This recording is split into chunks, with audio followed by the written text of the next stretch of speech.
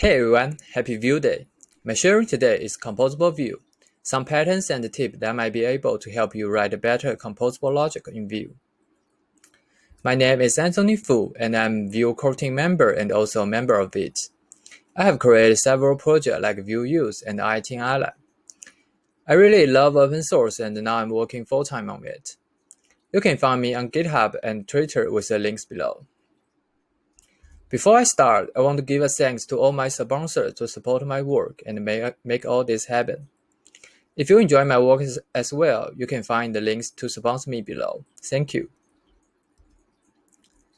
So let's talk about today's topic, Composable Vue. It's all started with me made this project called Vue Use, which is a collection of Vue composable utilities. Initially, I was making this to share some code that I wrote with Vue Composition API to be used across apps. Till now, it grows much bigger with the community. We are now an organization on GitHub with 9 team members and an add-on package for different integrations, like motions and document head management. We also have more than 100 utilities in the core package that work for both Vue 2 and 3. I'm really appreciated for all the contributors in the awesome community. In today's talk, I will share with you what I have learned during developing Vue Use and use it to make apps in Composition API. Let's have a quick look at the Composition API itself. By the way, please note today's talk will be a little bit advanced, which I would assume you already have a basic knowledge of what the Vue Composition API is. But don't worry if you don't. I believe you will get some basic image of the methodology, and you can find the slides and the transcripts on my slides after the talk. Well, let's start with Riff and Reactive. I bet many of you have wondered the difference between them and which one should you choose. You can think Riffs as variables and the Reactives as objects. When you do the assignment, one is assigning value, the other one is assigning properties. While the usage of them can really depend on what you're gonna use them. But if we really need to pick one from them, I'd say go with Riff whenever you can. With Riff, you will need to use .value to accessing and assigning values, but this also gives you more explicit awareness when you are tracking and triggering the reactivity system. As you can see the example here, I actually got an error by accidentally assigning a value into a Riff. So here I can change the code to fix it. But on the other hand, with reactive, you cannot tell the difference between a plain object and a reactive object without looking into the context, which could sometimes make the debugging a little bit harder. Also note, in reactive objects, there are several caveats you need to take care about. Like you can do destructure without 2 riffs, otherwise they will lose the reactivity. And you will also need to wrap with a function when using with watch and so on, where Riff does not have such limitations. When using with Riffs, a big obstacle that people facing is the annoying .value. But actually, in many cases, you can omit it and make your code looks cleaner. The watch function accepts a Riff as a watch source directly and will return the unwrapped new value of the Riff in the callback. So in these cases, there is no .value needed. The other one is the nature of Vue. In templates, all the riffs are auto-unwrapped, even assignments. And whenever you feel like to better work with objects, you can pass a riff into a reactive object. And when you access the properties, reactive will unwrap the riffs automatically for you. Change to the original riff will also reflect to the reactive object. Unriff is another composition API I would like to introduce. As the name unriff sounds, it's kind of the opposite of riff. While the riff function takes the value and turns it into a riff, unriff takes a riff and returns its value. The interesting part of it is that if you pass a plain value to unriff and it it will return the value as is to you. You can see the implementation is basically this. This is not a big feature, but a good tip to unify your logic, which I will show you soon. So that's a tip for using Riff and reactive. Here I'd like to share with you some patterns of writing composable functions. So what is composable functions? It's actually kind of hard to give proper definitions, but I'd like to think them as a set of reusable logic and make your code better organized and separated concern. Here is an example. The use dark function in VueUse is provided as a simple toggle for enable and disable dark mode for apps. There are actually two variables involved. One is the system's preference and the other one is user's menu override. As you can see in this code snippet, I have used the two composable functions, use preferred dark and use storage. They will return two riffs and that's reflecting to their states. Detailed things like monitoring media query changes and the timing to read and write the storage adapt to them. And all I need to do is to logically compose their relationship into a single riff. So you can see here, you can see the full code or directly use it in VueUse with the links below. Okay, and the first methodology I want to share today is to think as connections. Unlike hooks in React that will run on each update, the setup function in Vue only runs once on component initializations to construct the relationships between your state and the logic. You can think the equations in mathematics where the left-hand side is always equal to right-hand side. Here is an example that we have z equal to x squared plus y squared, while x and y are independent variables, and z is a controlled variables relying on x and y. Whenever I change any of them, z will be updated accordingly, which is also similar to formulas in spreadsheets. So in composable functions, we can think arguments as the input and the returns as the output. The output should be able to reflect on input changes automatically. I will talk with you this with an example later. Another aspect is to do one thing at a time. As these are basically the same as you write any code, no need for me to spend too much time on this, but they are basically this here. Note it's also important to have a consistent naming conventions, like prefix with use or create, and so on, to make the composable function distinguishable from other functions. Alright, let's start with our first pattern today, passing riffs as arguments. Here we have a plain functions which sums up two arguments a and b. You can also see the example usage on the right. And then we can make this function accepting riffs and returns a computed riff with their sum. Then we can pass the riffs into it as we normally would. The difference here is that the returned value is also a riff, but it will always up to date with the riffs a and b. And remember the onRiff function we mentioned before? We can actually make these functions more flexible by accepting both riffs and plain values, and use onRef to get their values. We can also make the addition possible between a riff and a value. Here is a simple TypeScript type helper called maybeRiff that we have used a lot in VueUse. It's basically a union of type generic t and riff t. In this example, we have a function used time ago that accepts a wide range of data-like types as arguments. Normally, if you want to accept riffs, you would also need to write again in riffs versions. With these helpers, you can make the code shorter and more readable. A cool point is that It works great with unrefs. It can infer correct types for maybe ref. You can think your functions like Lego. They should have many different ways of composing them for different needs. Here we take useTitle function from VueUse as an example. Basically, when you call it, you will get a special ref that binds into the page's title. Whenever you change the ref's value, the page's title will also be updated.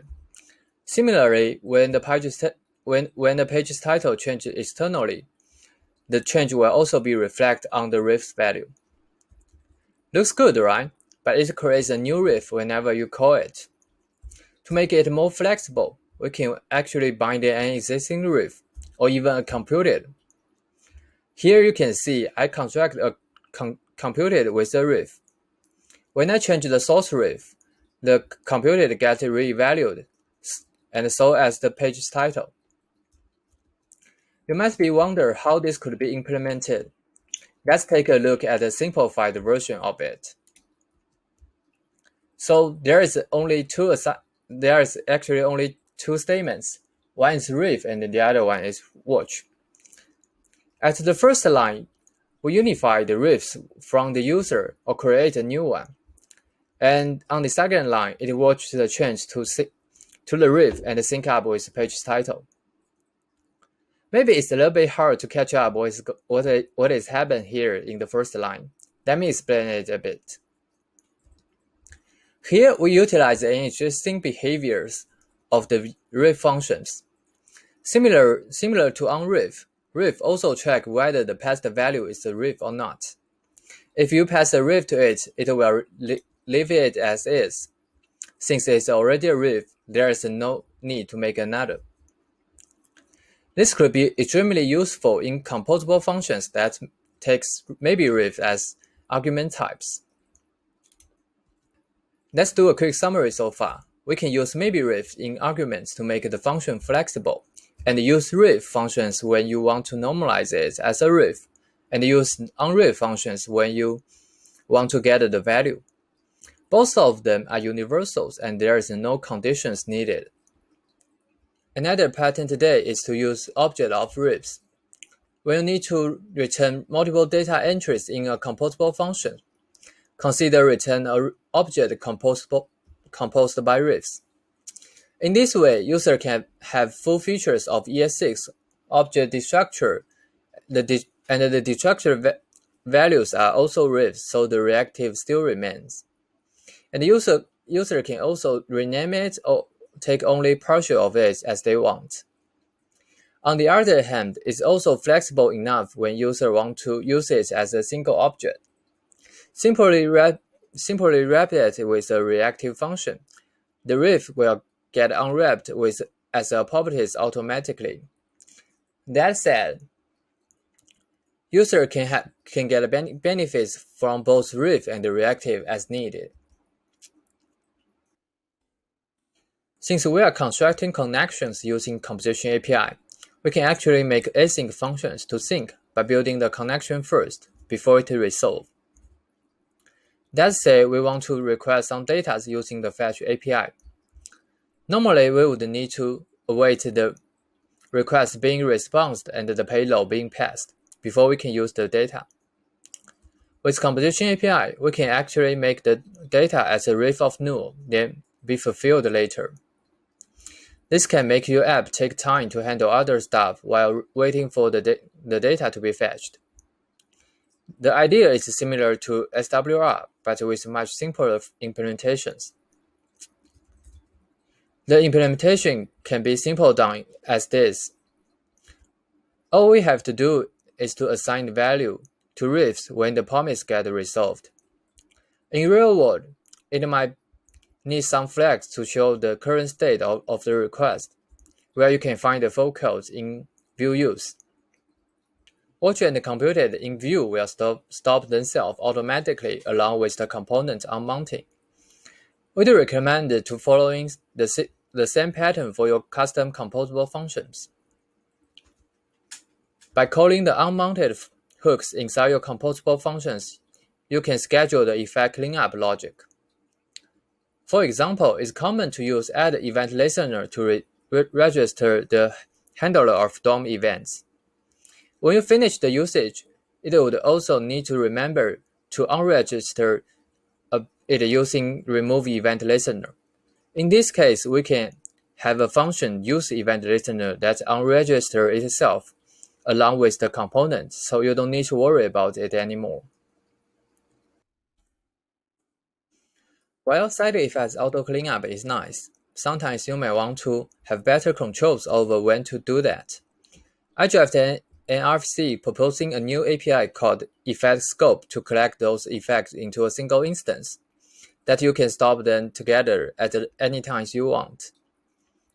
This is likely to be implemented and shipped with Vue 3.1. Check it out for more details if it get you interested. We have a set of new API called Provider and Inject. It's basically for sharing some context for components children to consume and reuse. There are two separate functions, which means TypeScript can actually infer the type for each context automatically. But here we have a solution for that. Vue provided a type helper called injection key where you can define a symbol that carries the type you want. And it will hint provider and inject to have a proper auto-completion and type checking. For example, here I define an interface user info which contains two properties, and I expose a symbol with the injection type. In usage, I can use provider function to provide the data with key. As you can see, I got a type arrows that ID should be a number. So I can catch up the error right away before it go into the production.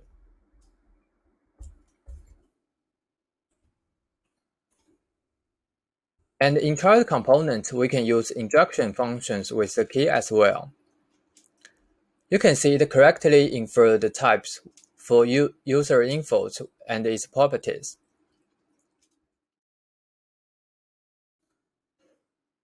With the flexibility of Vue's composition API, sharing state is actually quite simple.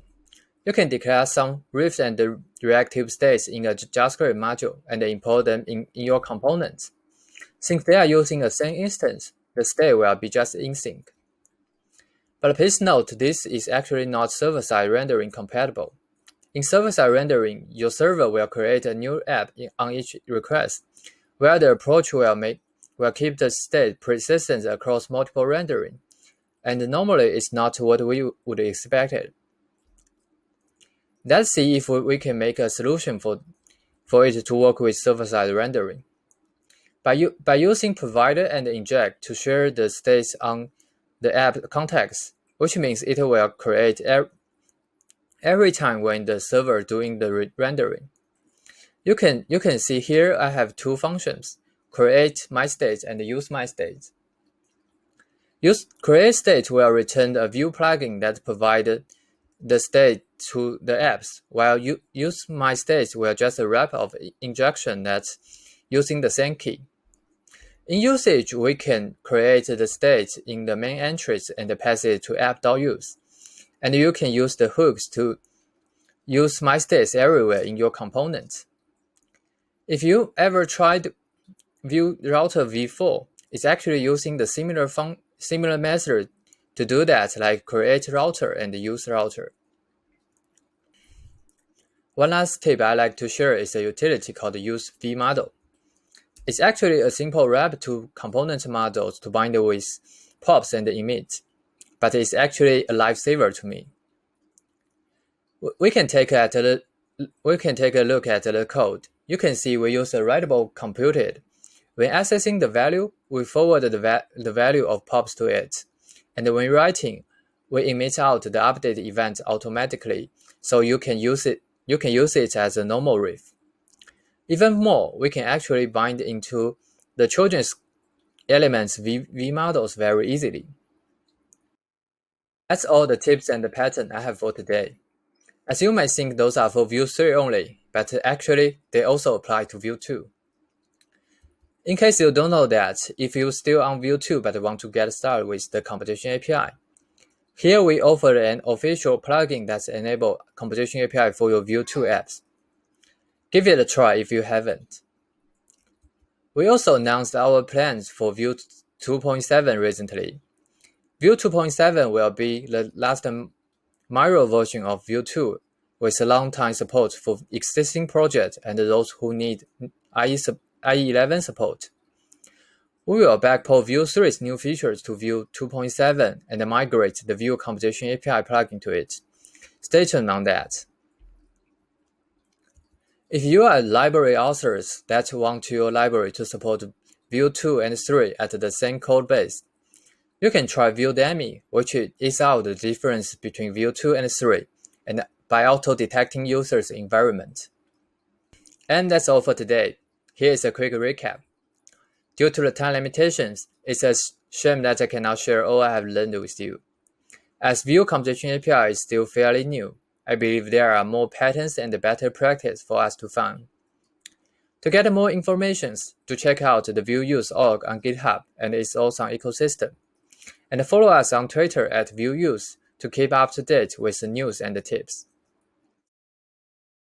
Slides of this talk can be found on my site antfu.me. Thank you for listening. Let's see you in the QA section. Bye.